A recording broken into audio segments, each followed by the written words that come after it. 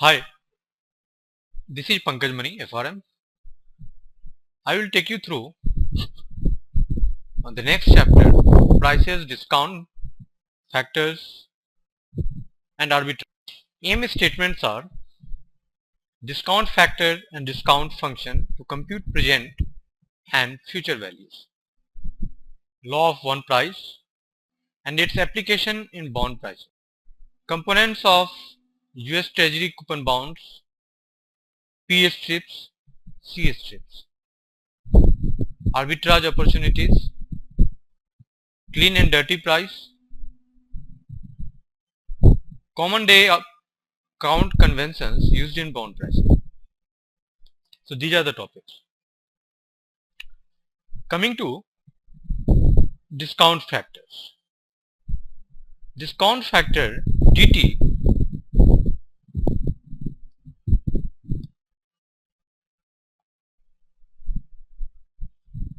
for a term of t years gives the present value of 1 unit of currency $1 to be received at the end of that term. So let us come to discount factors. We need to draw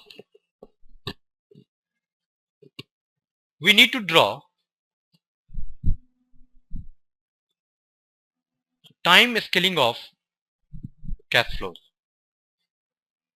So if some amount you are going to receive at this point, say here, after t years,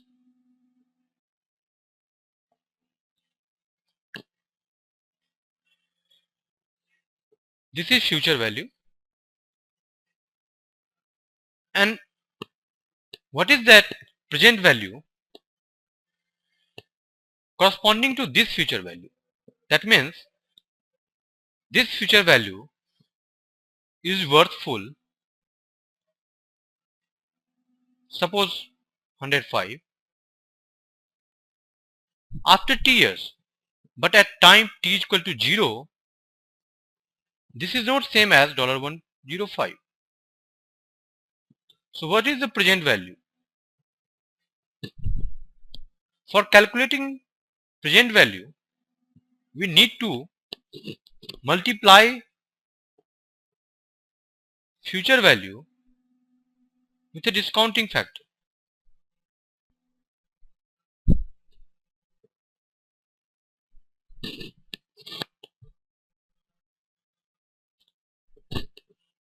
What does discounting factor do? Discounting factor lets you calculate the present worth of the amount you are going to receive tomorrow. That's what mentioned here, that discount factor for a particular term gives the value today or the present value of 1 unit currency to be received at the end of that term.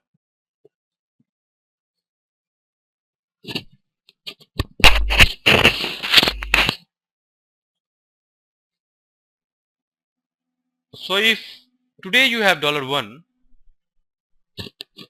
and discounting factor for t years is 0.97557, so in that case $1 is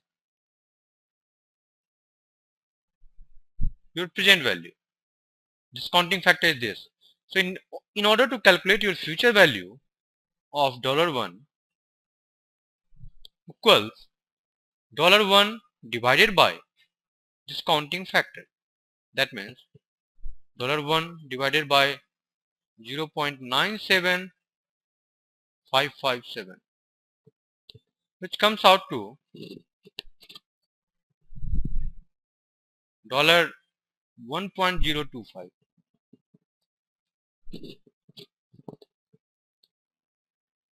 So $1.025 is the future value and is the value of $1 at present after t years. So the future value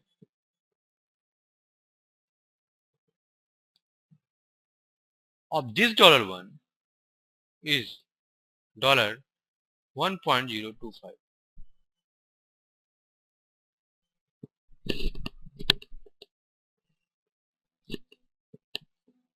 Suppose the future value now is $105 and you have to calculate the present value of that amount for T years,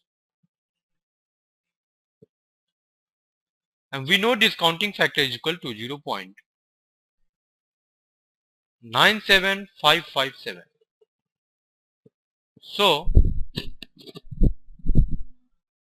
present value is equal to FB into DT, that is 105 into 0.97557, which comes out to $102.43. So this is the present value or the worth at present of $105, which is to be received after T years. So you understood the fact what discount factor means? This is the discount factor.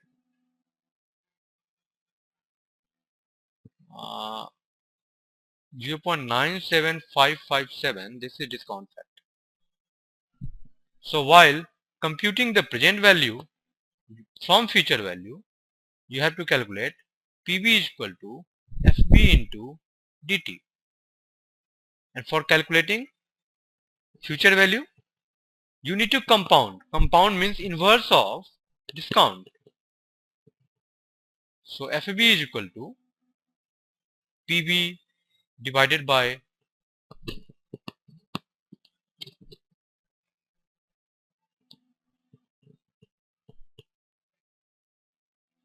discount factor.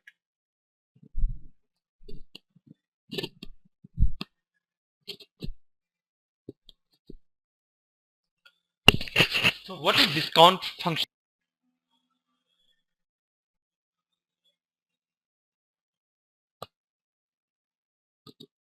If you list out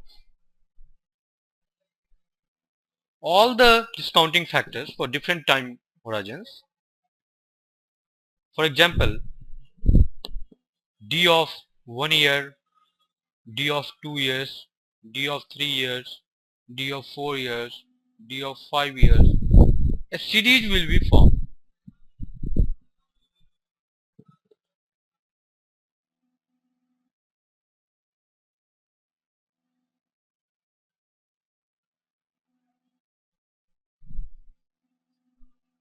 This series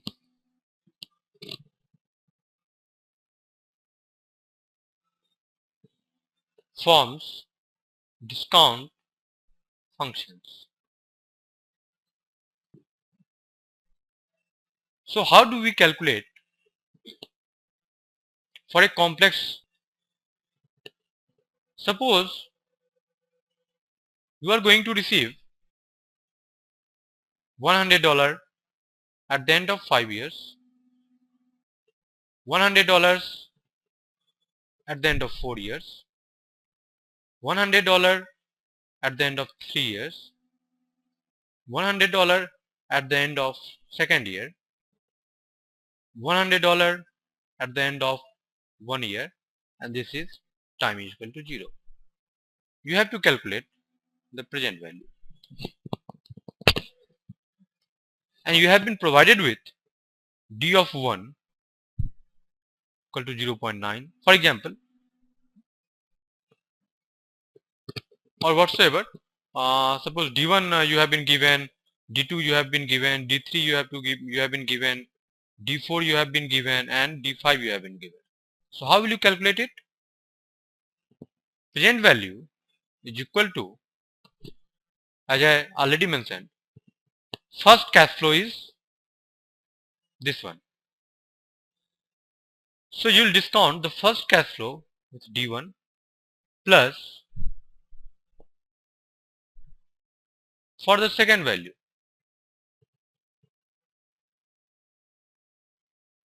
plus for the third value.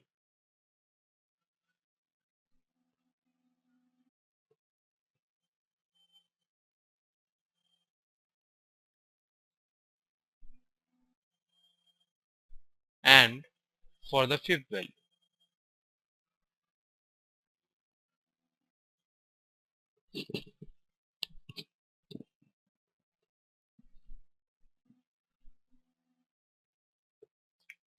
Fine.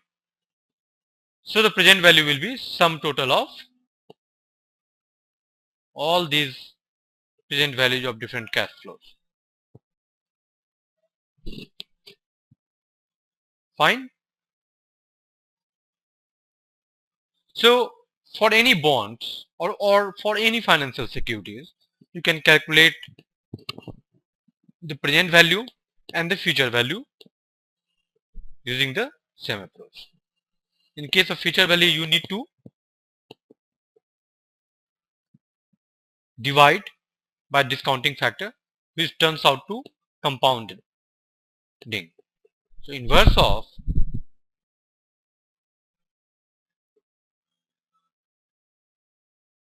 discounting is equal to compounding.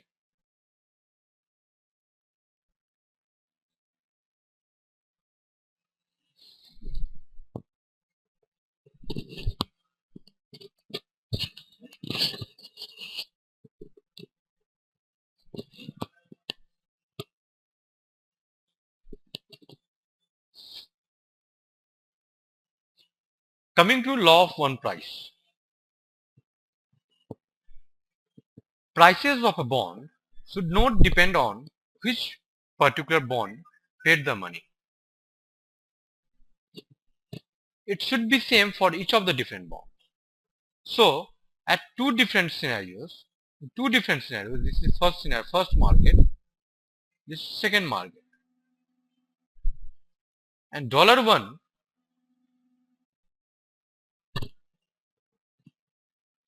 value should be same as $1 in another market. So value of $1 should be same throughout. This is law of one price. Means there should be no arbitrage opportunity.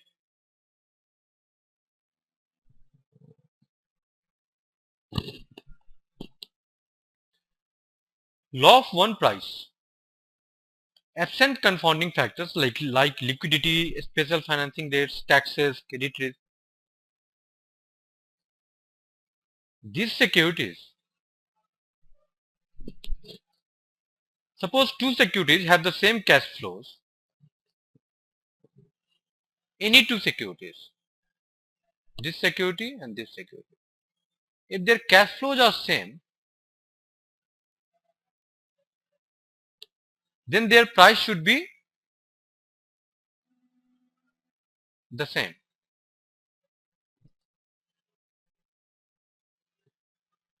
So value of $1 to be received in after time period T has nothing to do with the origin from where it is coming. It just needs to be associated with the compounding rate or inverse of discounting rate.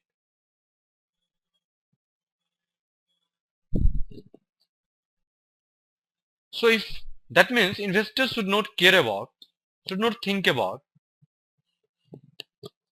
how the securities were formed or how the cash flows were adjusted or how the cash flows were created. They just need to focus on the distribution of cash flows in the time horizon.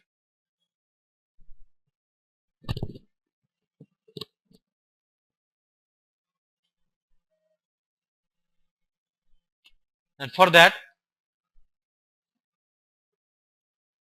these two securities should have the same price, which totally entirely depends upon the distribution of cash flows.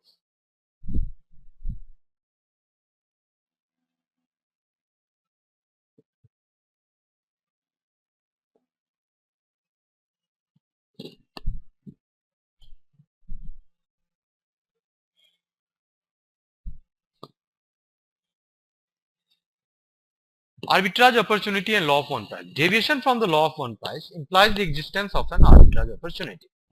Arbitrage means making money without any chance of losing money. So if suppose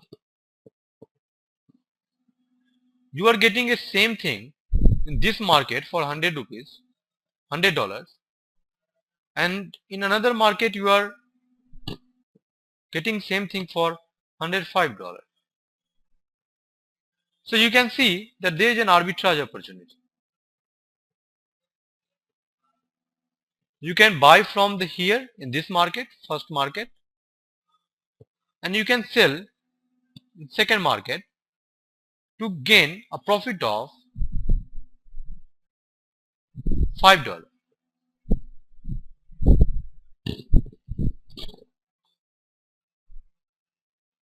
without any chance of losing money. But market adjusts. If there is any arbitrage opportunity in the market, the prices will adjust among each other to reach a stage, some intermediary, suppose $103. So in both the market, after some time, there will be a dilution, and automatically the prices in both the scenarios, both the market will be $103.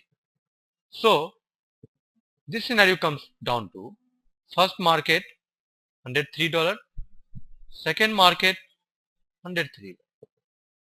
So there is no arbitrage opportunity.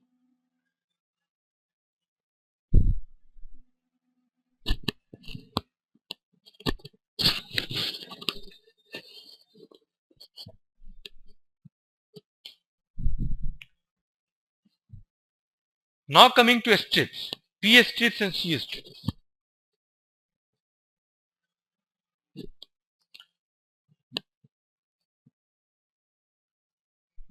An investor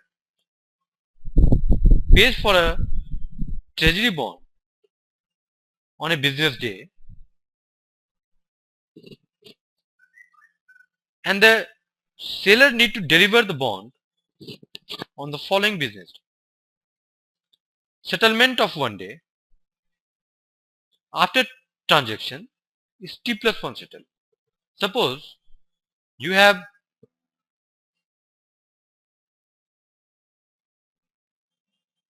purchased a bond or something, treasury, today, and your seller will deliver it tomorrow after one day. So this is T+1 settlement. And the prices are expressed as the present value of face value, as a percentage of face value and number of ticks. Like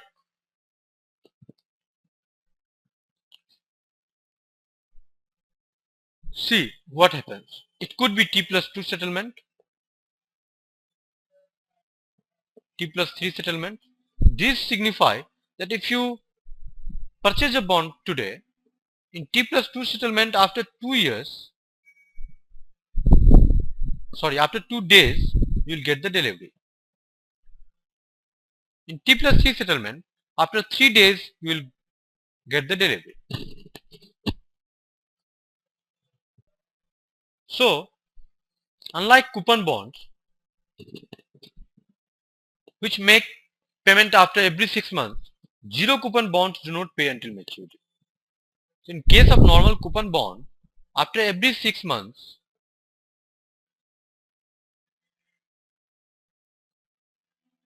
you receive the payment as coupon. But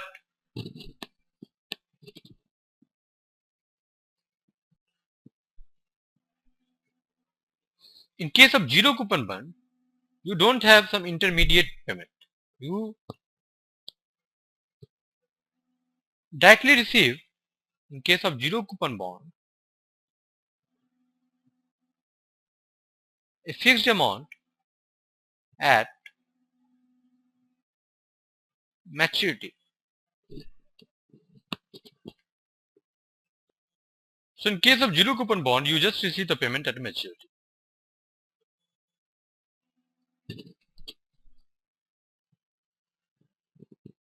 And zero coupon bond which are issued by US Treasury are called as strips.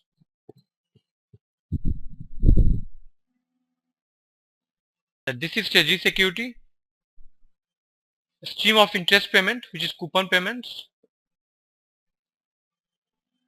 and this is principal payment. So this leads to C strips, and this is P strips.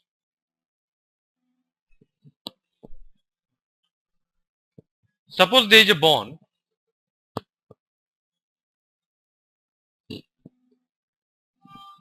which is going to pay something like this is C1, C2, C3, C4 coupon, and this is principal you are going to receive after. This is first year, second year, first period, second period, third period, fourth period, and this is fifth period. So P is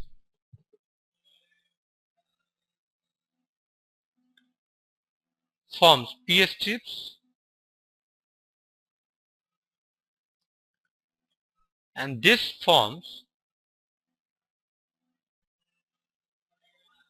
C strips. So there are 4 C strips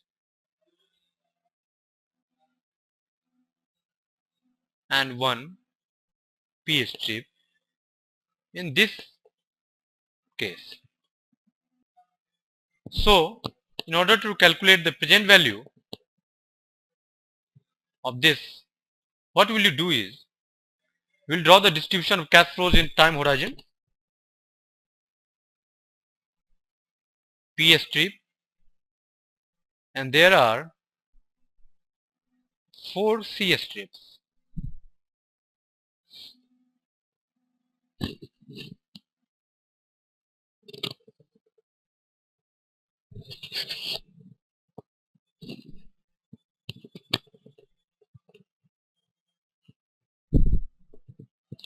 The total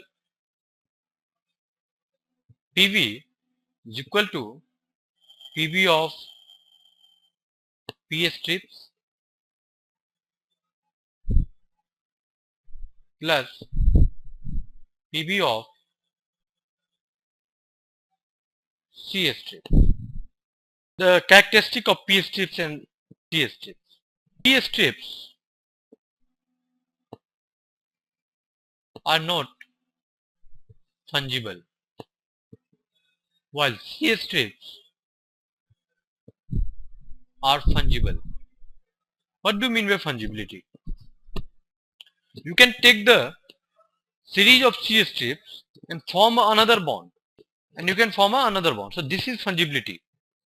You have taken C strips from a particular bond and transferred it to the second bond and reconstitute or reform a second bond. This is fungibility. But P strips are attached with the same bond.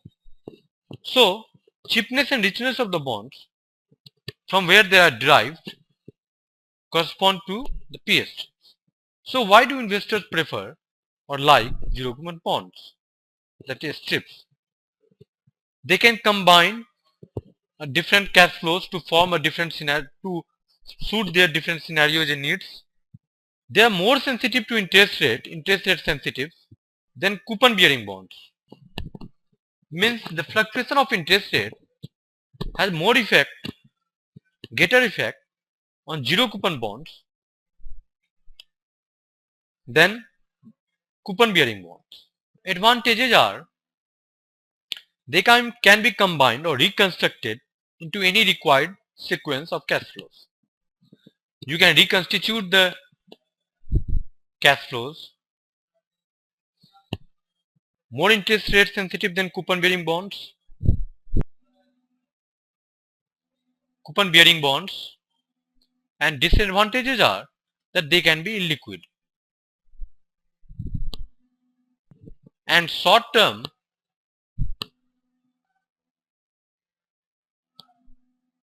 CS strips are rich while long term CS strips are cheap. This is fine. So illiquidity means the volume of trades might not be enough in market,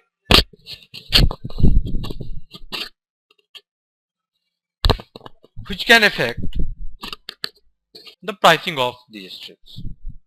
Because liquid securities have more transparent prices in market, but illiquid securities have not enough transparent. And you can see from this graph that as the mortgage rate or interest rate increases, the interest rate, this is IO strip, that interest rate strips, which you can say CS strips, increase in value. But the principal strips is decreasing here. So IO is increasing with interest rate increment and PO is decreasing.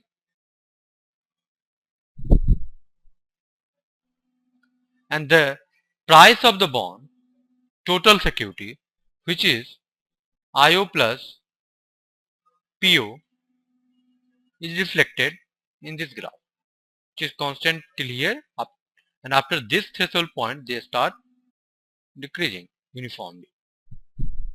So you understood that interest rate IO strip increases with increase in interest rate, and PO decreases with increase in interest rate, and the price overall, which includes PO and IO, PO plus IO, is uniform up till until a threshold point and then starts decreasing, falling. So coming to dirty price and clean price. Dirty price, which is also known as full price, represents the present value of the bond, which includes accrued interest, this component, while full price, which is also known as dirty price itself, but the quoted price, which is also known as a flat price or clean price, does not include the accrued interest. So clean price is equal to dirty price minus accrued interest. If two traders agree to a bond transaction, the buyer gets the full coupon payment at the next coupon date, even though the seller may have held the bond for most of the accrual period. So whenever any trading occurs, then decide before whether it is at clean price or dirty price. So in case of dirty price or full price, even if you sell it to the seller, you will receive the accrued interest, because the next coupon payment is going to be after 6 months, and you have sold the security after 3 months. So even if you have sold it to seller for dirty price, you have bought from the seller for dirty price, you will get the accrued interest.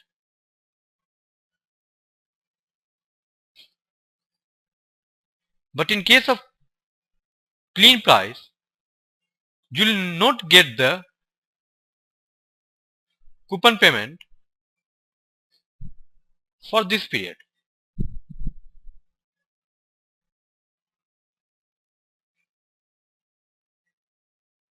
Fine. So you can see from here in this graph the price of clean and the dirty price. Clean price is uniform, but dirty price is changing.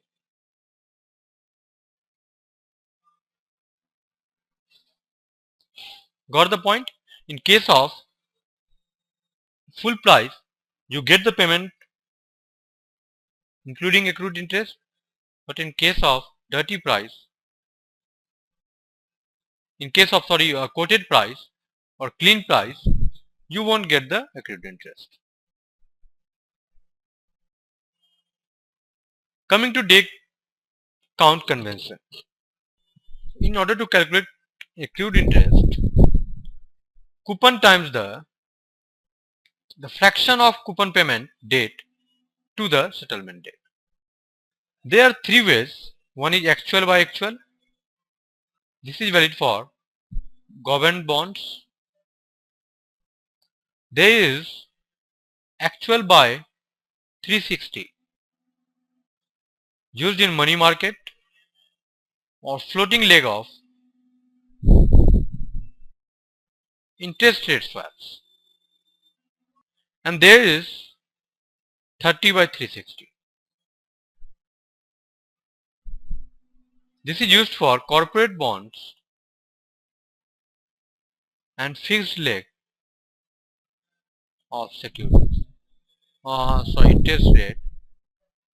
So in this case, it considers every month has 30 days and every year has 360 days for calculating accrued interest. So how do you calculate the coupon, clean first coupon? It is given here, see, C minus future value of accrued interest. C minus 180 minus D, because every 6 months, so it is 360 by 2, 180 days. These are the number of days. 180 minus D by 180. This is coupon. This is 1 plus R by 2 into raised to the power 2 into D by 360.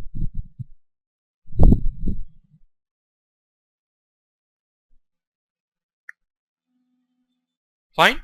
So this is coupon value C. This is coupon value.